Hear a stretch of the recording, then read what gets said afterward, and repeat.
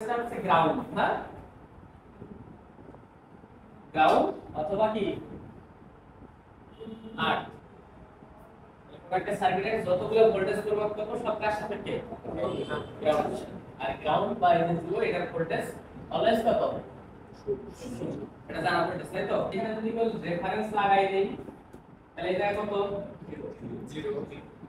তাহলে এই জায়গায় ভোল্টেজ কত হবে? 5। কারণ 5 থেকে 0 বাদ দিলে থাকবে কত? 5। এখন তোমাকে এইভাবে না বলে বিয়োগ ওইটা দিতে হবে। তাহলে 0 বিয়োগ ওই মাথা অবশ্যই মাইনাস হলে তাহলে কি হবে? মাইনাস মাইনাস প্লাস প্লাস হবে নাকি? তার মানে ব্যাটারির মাইনাস মানেই যে 0 এমন কোনো কথা শর্ত না। মেইন শর্ত হচ্ছে ব্যাটারি মানে তার প্লাস প্রান্তের ভোল্টেজ আর মাইনাস প্রান্তের ভোল্টেজের বিয়োগফল। ক্লিয়ার? এখন এখানে 8 ভোল্ট দিতে হবে না? কারণ ব্যাটারি মানে কি? যে অজানা পয়েন্ট এর ভোল্টেজ, ঠিক আছে? অজানা পয়েন্টের ভোল্টেজ ইকুয়াল জানা পয়েন্টের ভোল্টেজ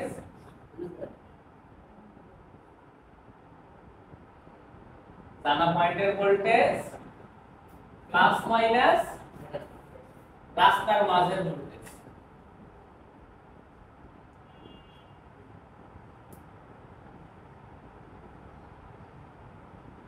প্লাস মাইনাস কখন দিব? প্লাস কখন দেব, মাইনাস কখন দিব? প্লাস মাইনাস এটা হবে রাস্তা পার হওয়ার পরের চিহ্ন, হ্যাঁ? রাস্তা পার হওয়ার পরের চিহ্ন।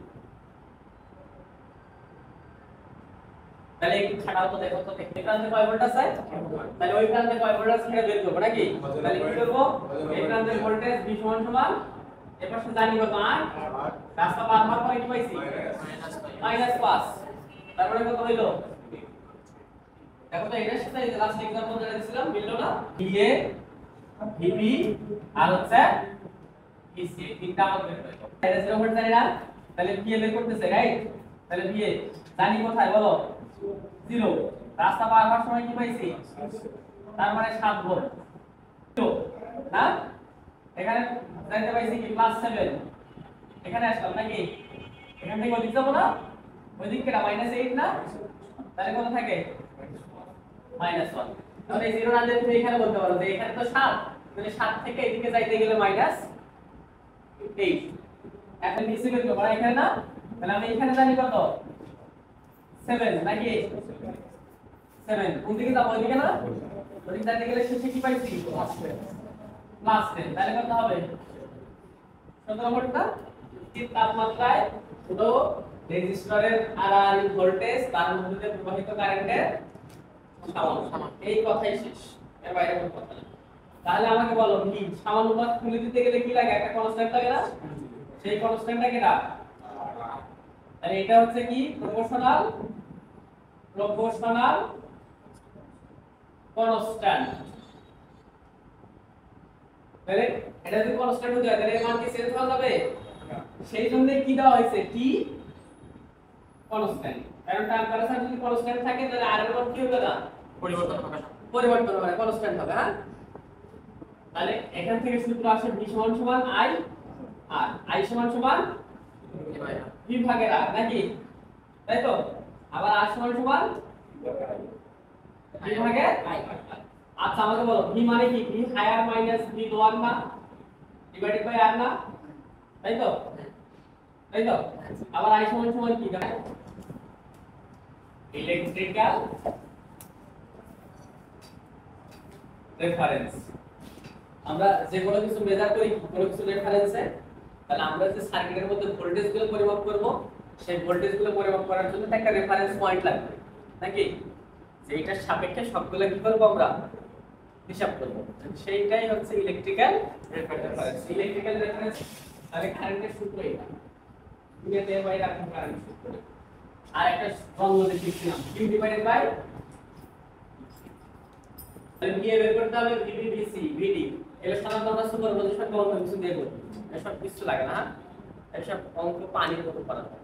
দেখো একটা কনসেপ্ট শিখছি আমরা। দেখো গ্রাউন্ড মানে কি? এখানকার 0 ভোল্ট না?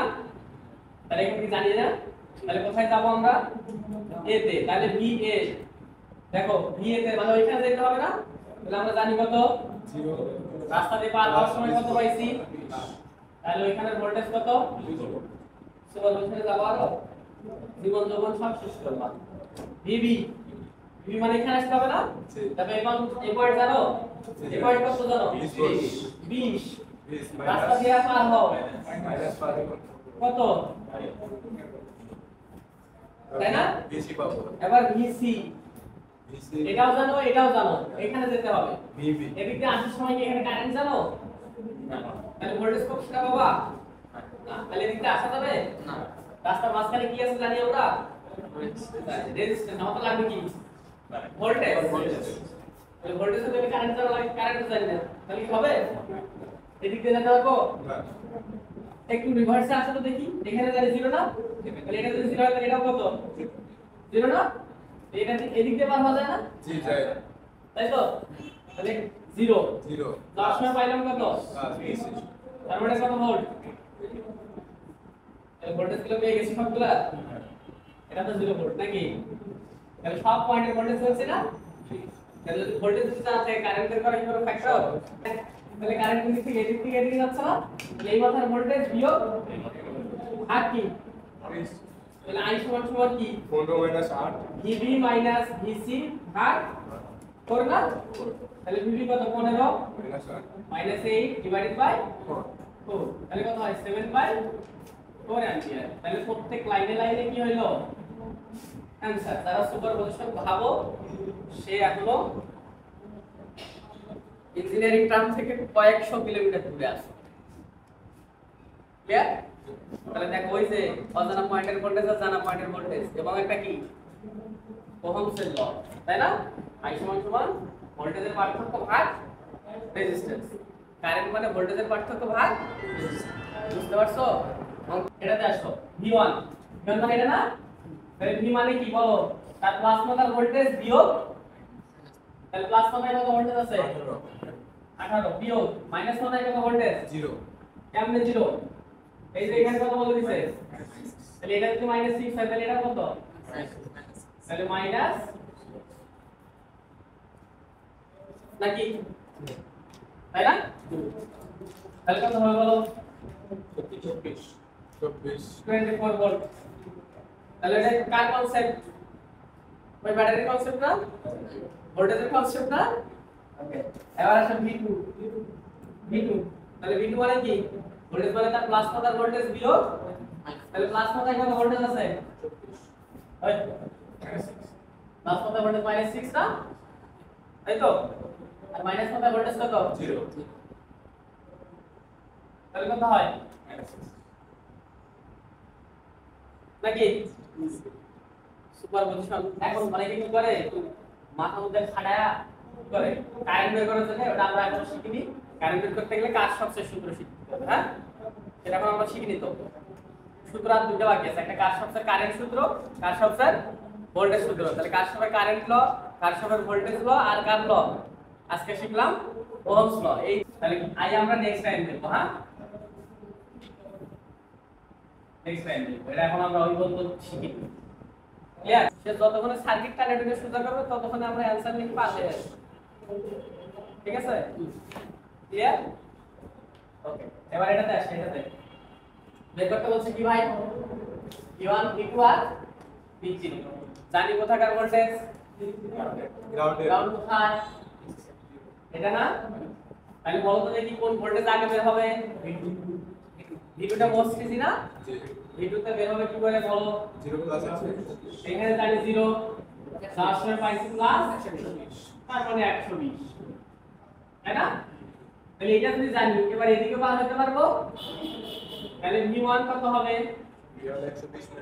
এইখানে জানি 120 এবার পার হওয়ার সময় পাইছি -50 তাহলে কত হয় 77 V3 এইখানে জানি 120 অবশ্যই পার হওয়ার সময় পাইছি -75 তাহলে কত হয় 45 ভোল্ট 45